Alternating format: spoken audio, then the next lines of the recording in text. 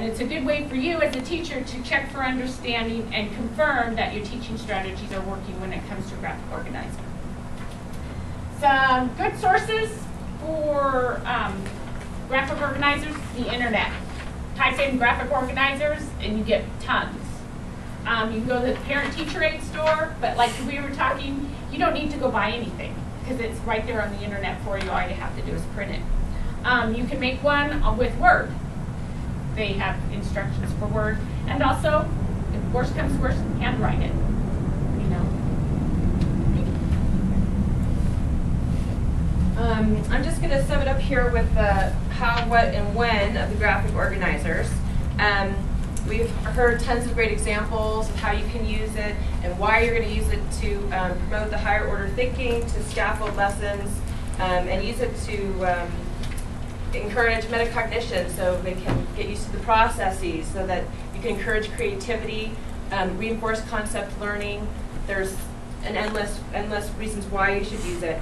The introduction or beginning of the lesson or unit is a great time to use it for brainstorming and assessment before you start. During a unit or lesson or study is for development, development for the actual work that they're going to be producing. Have your students refer back to it. Have them use it as a tool. You need to have the graphic organizer be an authentic task that the students are involved in and they've created or can create in their minds, right?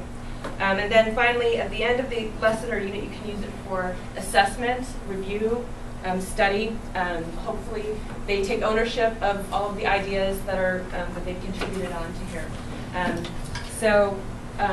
Finally, the last part of our talk, we're going to talk about the 3 top reasons not to use a graphic organizer.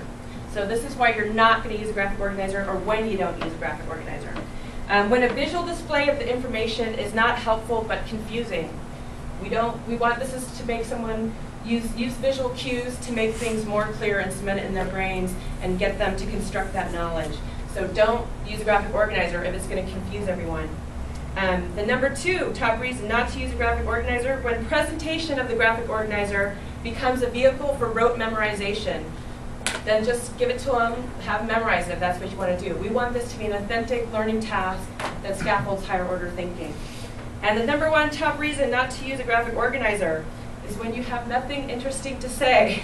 If you don't have enthusiasm and content knowledge, there's no reason for a graphic organizer. So use these as tools, but remember you need the substance behind it. So that's everything that we're going to talk about graphic organizers, but you guys have been filling this out while we were talking, and we wanted to know what are some additional pieces of information that you took from our talk that you maybe spawned off this web cluster here. Anyone want to share? Jake? For the student created, I said to model it first, model the action first, and then we're going to create it. Great. Anyone else have?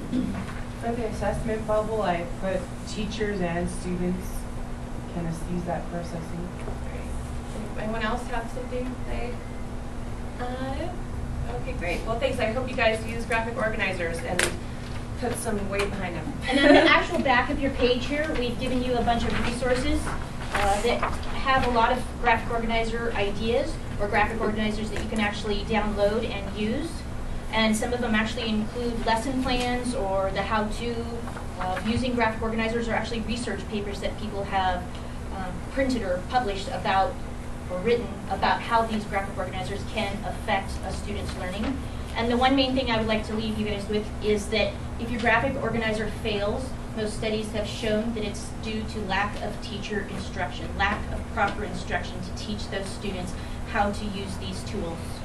So if your graphic organizers are not working in your classroom as you expect them to, go back and do some self-assessment and find out, have you provided what Lisa said, the instruction and the modeling that is necessary for a student to be able to successfully use these.